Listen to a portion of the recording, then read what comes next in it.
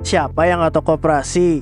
Memang mungkin sedikit jadul, tapi sampai sekarang siapa yang sangka kalau koperasi ternyata masih banyak yang menggeluti. Tapi apa sih koperasi itu? Bagi kalian yang nggak tahu, koperasi merupakan badan usaha yang umumnya dimiliki dan dikelola oleh anggotanya sendiri. Tujuannya tidak lebih dari memenuhi kebutuhan bersama, terutama pada bidang ekonomi. Koperasi juga dipahami sebagai badan hukum yang didirikan berdasarkan asas kekeluargaan. Menganut prinsip ekonomi kerakyatan, dibentuknya sebuah koperasi bertujuan untuk mensejahterakan para anggotanya. Jadi seluruh keuntungan yang didapat oleh koperasi akan dikelola untuk kemajuan kinerja koperasi tersebut dan dibagikan pada anggota aktifnya. Nah, itu sedikit pengertian tentang koperasi. Namun, kenapa sekarang koperasi tidak begitu terdengar lagi ya? Apa yang membuat eksistensi koperasi sekarang menurun?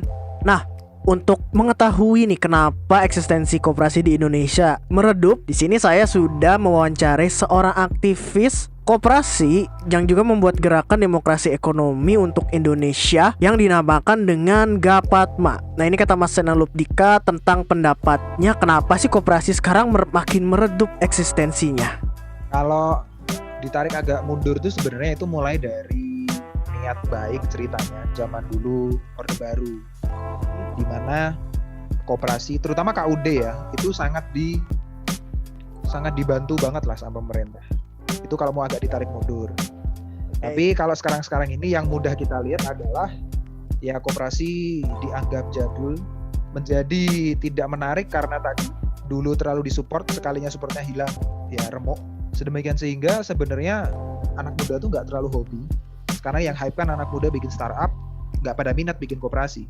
Nah, barusan jawaban yang menarik dari Mas Sena nih. Tapi kalau kita sekarang ingin melakukan koperasi simpan pinjam atau kegiatan koperasi, apakah masih relevan atau tidak ya? Nah, ada Kak Anis selaku CEO InnoCircle Initiative ingin menyampaikan pendapatnya tentang kegiatan koperasi di masa sekarang. Apakah masih relevan atau tidak ya? Kalau kalian mau starting, itu nggak relevan. Lebih baik fokus pada transaksi-transaksi yang semacam fintech, tapi itu butuh modal gede karena kalian harus izin OJK dan lain sebagainya. Hal-hal yang memungkinkan orang bisa melakukan saving and credit secara online atau aplikasi. Itu malah jauh lebih futuristik atau yang dibutuhkan oleh market hari ini. Cuman dengan adanya perkembangan zaman, apakah koperasi siap menghadapi digitalisasi? Siap mas, siap. Tapi kalau yang bisa kita lihat juga sebenarnya mereka telat dibanding dengan usaha-usaha yang sejenis ya.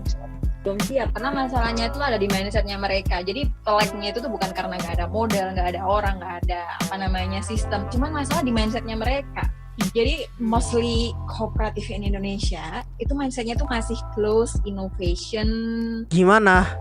Apakah kalian jadi pengen menjadi pelaku koperasi setelah mendengar pendapat para ahli tersebut? Jadi kalau kalian ingin berkoperasi, pahami dulu apa itu koperasi agar bisa mensejahterakan bukan hanya ketua, namun semua anggota aktifnya.